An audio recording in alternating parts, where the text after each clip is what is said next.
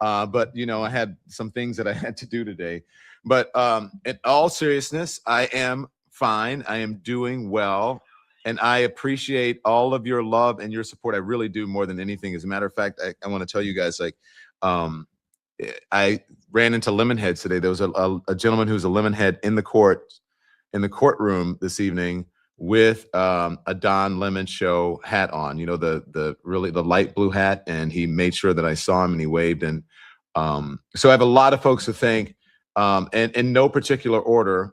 But the mayor of Los Angeles was there, Karen Bass. I think it was fantastic. By the way, I don't know anything. Like, I have not seen the news. I haven't seen anything. I did not know. I've been getting feedback from everyone about what has happened. I had no idea that all of this turmoil was going on. I just thought, like, it would be. I thought people would report on it, but not to this extent. So, thank you guys, and hit the like and hit the thumbs up, because it does affect the algorithm. And more people become aware of our conversation and our show. And today is a really important one, and it's important for our democracy and to the Constitution of the United States, and what the amendment that I believe is the bedrock of our democracy, and that is the First Amendment: freedom of speech, freedom of the press, freedom to peaceably assemble, all of those things. This encapsulates all of that. And I'm glad that, at least to the extent that it has, that people are realizing the critical moment that we're in this country, that our rights are under assault.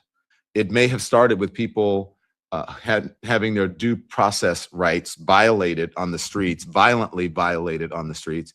But now they're trying to silence journalists, and I will not be silenced. And I think journalists should not be silenced. I think this is a very critical time for journalists in this country to stand up to this tyrannical administration. And look, journalists are going to be, I believe they can be the folks that save us. I actually believe that artists will be the people that save us as well. And that's why I'm here in Los Angeles, is to cover the artists who are exercising their freedom of expression rights and creating fantastic music. And so I'll explain to you in a moment what happened, because I was actually covering, I had just been on the red carpet at the Black Music Collective, the Grammy Black Music Collective, and we were talking about the power and the importance of representation in music and black music.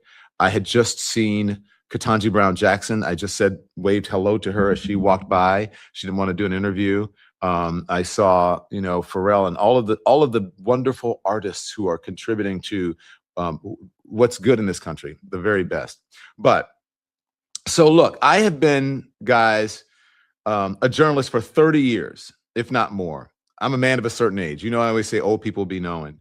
And the only job or profession that is protected in the Constitution, I believe, and in the very First Amendment, is a job that I do. It's a job that I have, and so many journalists around the world. So this is a moment for journalists, I believe, around the world. And I am so grateful to everyone who has voiced their support, who has put out statements, who has reached out to me, who has said, whatever you need financially, whatever support that you need. It has been overwhelming. And I do think right now that people understand that, again, this is a very critical time. And I hope that this continues, and to support not just me.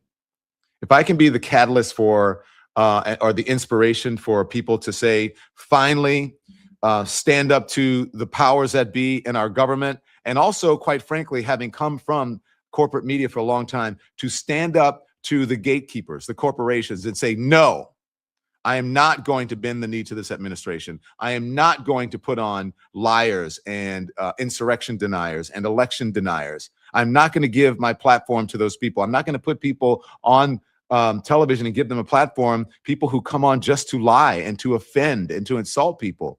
It's insulting to the American people. This is not folly. It's not funny. This is not a game. If you look at any tyranny or any autocracy, any sort of dictatorship, the first thing they do is they get rid of the media. They try to silence the media. Ask Turkey about that, Erdogan. Ask Iran about that. Ask any country that has lost its way, that has been overtaken by a dictator. They get rid of the press first. And so we need to start standing up. And I got to say that from what I've heard, I haven't had a chance to see it. I've heard that my former colleagues at CNN all came out pretty unanimously, pretty strongly to support me. I understand. I believe that CNN released a statement. I've heard that CNN released a statement. Thank you very much. I have no animus for CNN. I have no animus for anyone, but I tell the truth as about what I see. And I think it's time for all journalists to stand up for each other. So I appreciate that. And look, at CNN, I worked with the best journalists in the world. So I wish them nothing but the best. But I believe those journalists as well need to stand up to the corporation. They need to tell Warner Brothers Discovery, stop playing and get your hands out of the newsroom. CBS needs to tell Paramount and David Ellison and whatever, get out of our newsroom. Get out of our journalism. Barry Weiss, take your hands off of it. Let the journalists be the journalists. All of them. That goes for every single corporate entity that owns a journalistic organization. Let the journalists be the journalists, because they are going to save our democracy if you just let them do it. The way to stand up to a bully, to a tyrant, is not to bend the knee. It's not to acquiesce. It is to metaphorically punch them right